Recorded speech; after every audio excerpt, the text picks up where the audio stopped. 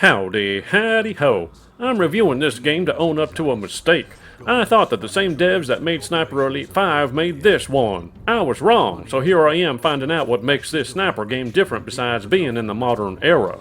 Or more importantly, is Sniper Ghost Warrior Contracts 2 better? If there's a warning worth giving, I start out with it. You'll spend a lot of time doing recon in this game. Of course, this is also accurate to your purpose of sniping at a distance. And here's the real kicker. This might just be the most well-done sniping experience in a video game I've ever had.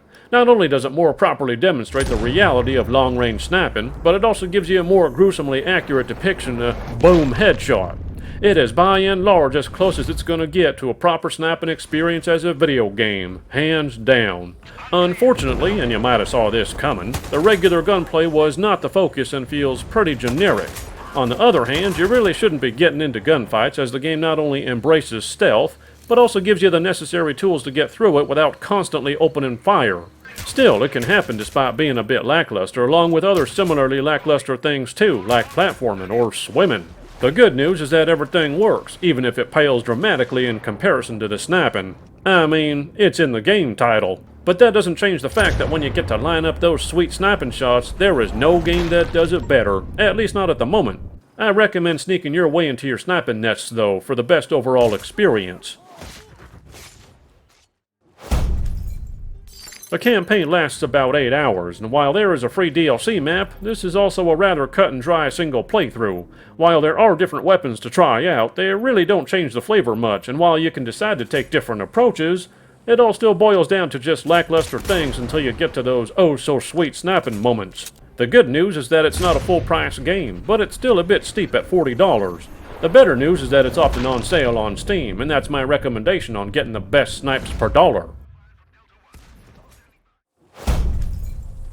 Believe it or not, this is one of the better looking and running games on the Steam Deck. I recommend 720p on high with an unlocked frame rate, as 900p seems to push it a bit too hard and running lower settings does little to alleviate this, unless you want to lock it to 30 FPS.